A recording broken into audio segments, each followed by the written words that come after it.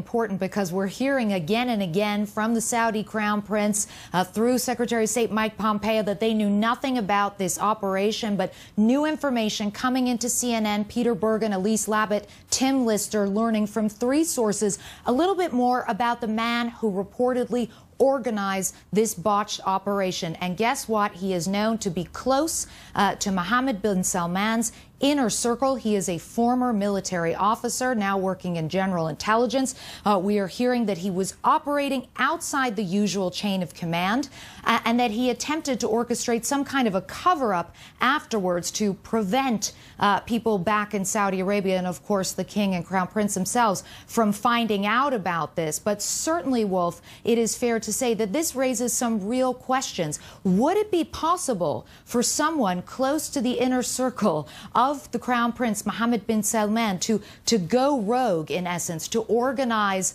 this kind of a mission so bold, so brazen, without a nod of approval from the highest realms of authorities? That is a question a lot of people are going to be asking themselves as we start to learn more details, not from the Saudis as promised, but from our sources telling us more about this operation and why it went wrong and who the man in charge of it was, Wolf. Turkish investigators, Clarissa, they've searched the Saudi consulate there in Istanbul. What have local authorities found so far? Well, Turkish authorities are getting increasingly impatient now with the Saudis with regards to the investigation. They still haven't heard a proper telling of the Saudis' account of exactly what happened. We're all waiting for this Saudi investigation to reach its conclusion and for that statement to come out. But they were revealing some horrendous, potentially gruesome details today. We heard from one Turkish official that Jamal Khashoggi's body was dismembered, chopped up into small pieces to be disposed of after he was killed. We heard President Erdogan earlier on today talking about potentially toxic materials being found in the building. We also heard about a sort of hastily done paint job or repainting of some areas. Again, that dovetailing with what we're hearing about an attempted, hastily attempted cover-up. But as I said before, Wolf, the Turkish definitely getting impatient with the speed of the investigation, the speed of what they're hearing from Saudi Arabia, and they are continuing to drip out more information, even revealing 7 passport pictures and passport pages, I should say, of the 15 Saudi operatives who were part of this mission. Unsurprisingly, Wolf, one of them, CNN has been able to confirm, has appeared on state television with none other than Crown Prince Mohammed bin Salman. Wolf. And I take it you and your colleagues, Clarissa, are getting new information on how Jamal Khashoggi may have been killed with some sort of injection. Is that right? One source telling us that it is likely that there was an attempt to give him an injection that would arguably or presumably sedate him, allow them to try to abduct him from Turkey, presumably to take him back to Saudi Arabia.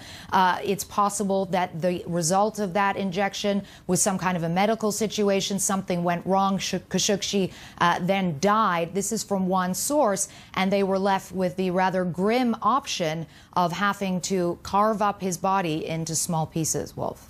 Clarissa Ward reporting for us. Thank you. Horrendous details. Let's talk a little bit more about all of this. Joining us now, Congressman John Garamendi. He's a Democrat. He serves on the House Armed Services Committee. Congressman, thanks so much for joining us. Let's discuss these late-breaking developments. As you know, the president, he's touting Mohammed bin Salman, the Crown Prince, the denials from him, the denials from the king.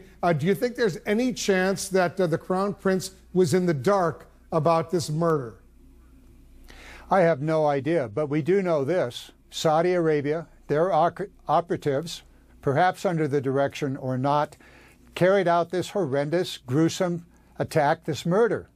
The country is responsible, and we ought not spend all of our time trying to figure out whether the Crown Prince or the king knew about it. The fact of the matter is the country did it. Now, what are we going to do? When are we going to stand up and say that this kind of attack on journalists and journalism is not part of the American creed?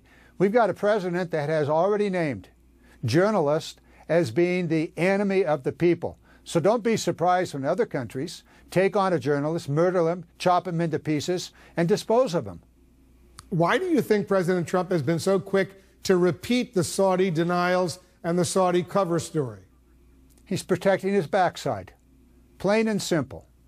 He has had a long-time relationship with Saudi Arabia. No doubt about it, in his own words. You just played those tapes. And he doesn't want this thing to go any further. The fact of the matter is Saudi Arabia carried this out. Their operatives did. Now, what is America going to do about it? Parse it, try to say, well, maybe the Crown Prince didn't know about it. Well, maybe the Crown Prince did know about it, but the country of Saudi Arabia carried this out in their consulate in a foreign country, Turkey. Is America going to stand up for human rights, civil rights, and most importantly, for the role of the press, the free press, in finding the truth? Thus far, this president has been the enemy of the press.